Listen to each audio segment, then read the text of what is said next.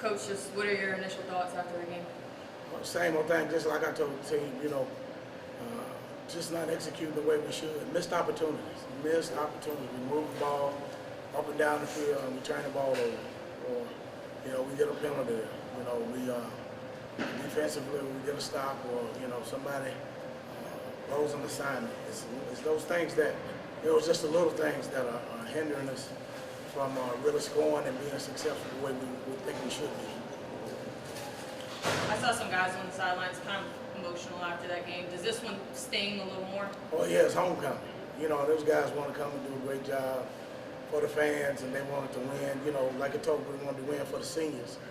But, and it hurts because those guys want to send those seniors out with a homecoming victory. Coach, I know you always say execution is always a problem, but do you feel like, Coach McNair, Coach Frederick, I guess just everybody on the offensive side of the staff, are they trying to get the most out of the players? Are they getting the most out of the players? Without a doubt. They're doing what they're supposed to do. It's twofold. They call the plays and we got to execute the play. Players got to execute them. Coaches got to call them. It's nothing different. What we do offensively to a lot of teams that play college football, the difference is they're executing and we're not consistently. What do you think is the key factor between them not executing?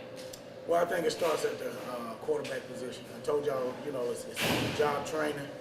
Guys are learning as they go, and that's tough to do. Like I said on Tuesday, we got a guy in the summer. My two starting quarterbacks are not here. Those are not excuses. That's just reality. And then you got a guy that came in the summer, and another guy got it 8 days before school. So I commend those guys because they're really working hard and trying to do what they can do within the offense and try to execute it. It's just growing pains. Coach, do you think there's a reason why Vincent Sullivan wasn't on the sidelines or suited up? Well, he's been sick. So we had a number of guys sick. Barry Remo's sick. Dylan Compton just came back. Herman Baptiste just came back. So we had a number of guys out sick. Do you feel like this team do you feel like they quit a little bit? No, not at all. Team never quit. Never quit. Absolutely not. Guys played hard, man. They played hard. They fought. What's the one thing about these guys? They don't lay down. They don't lay down. Just like down there for that last score, those guys were playing and trying to stop them guys on 4th and 1. So no, they didn't quit. What's the mindset or mentality after 3 SWAC losses? Well, the mindset is to win the next game. Win the next game, and then you got to win them each week. You got to win a game. You just got to focus on one game and win that game, and then finish up strong. That's the mindset. You can't worry about. You can't bring those back. You can't do a thing. You just got to get better. Like I told them, we got to send the seniors out as winners. Coach, do you feel like at this point in the season you're kind of still coaching for your job a little bit? I'm always coaching for my job every day. I was coaching for it last year. I'm coaching for it this year. I don't make those decisions. I'm gonna keep doing what I've been coached to do. They hired me to coach, and I'm gonna still be the head coach and told otherwise. And then if something else happens, then that just is it. I just got to do what I got to do. But God is good in all things. So I am appreciative and blessed to have this opportunity to be the head football coach. So nothing's changed for me. Coach, I'm sure that you've been through some tough times and adversity in your coaching career before. How do you kind of use those lessons to kind of teach your team that there are brighter days ahead? Oh, you just got to dig deep and you got to win each and every day. There's no one day, one play, anything to get there. You got to improve and fight to improve and work to improve each and every day. And that's how it goes. I've been through some tough times, in this profession in 33 years, and those are some hard and dark days. But I tell you what, they helped me to help these young men, because this is life. Football is a lot like life. You're going to have adversities, you're going to have hard times. You got to keep fighting. You got to keep fighting, you got to stay positive, and you got to keep going forward. How would you evaluate the play of Ashley Strutter? I thought he played a good game. He played a good game. Again, you're talking about a guy that came 8 days before school starts. And we trying to cram a game plan, a playbook down the stroke. The guy he's fighting hard to compete, to move that offense forward. And so hats off to him. Hats off to him. He's doing a great job.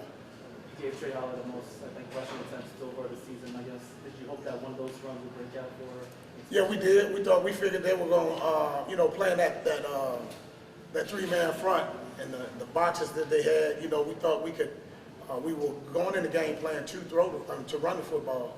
And we were having some success, and then they started loading the box up, things of that nature. But hats off to them, you know, they did a good job of making the adjustments and you know, stopping what we were trying to do. Coach, what was your message to the team after the game? I told them I love them like I always do. And I told them we just got to put this behind us and go forward. We got to keep fighting. Got to get ready for the next one. You know, it's tough, but it's even tougher when you don't. And so the thing is, I told them, I said, again, you got to go out a winner for these seniors. And so they got a lot to play for. I know a lot of people don't think that, but, you know, I've been there before where we had to go 6-6, and we, you know, we beat Grambling in the Bayou Classic. And so to see those seniors go out with that win, you can't describe that. So that's the goal, to get these guys playing and finishing up strong. How do you not let that, you know, your record on the season, you know, affect you and your team, like, moving forward?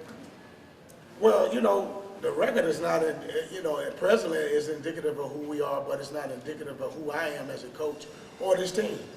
You know, there are times where you think you may have a great team and things don't go your way, and then sometimes you think, okay, well, I don't know about this team, then you win the championship.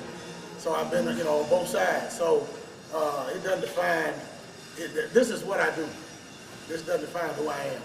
And the thing is, I do this to touch the lives of these young men and make them better, on and off the field of community. And so I always do that. Good. Thanks, Coach. Thanks, All Coach. right, go Jags.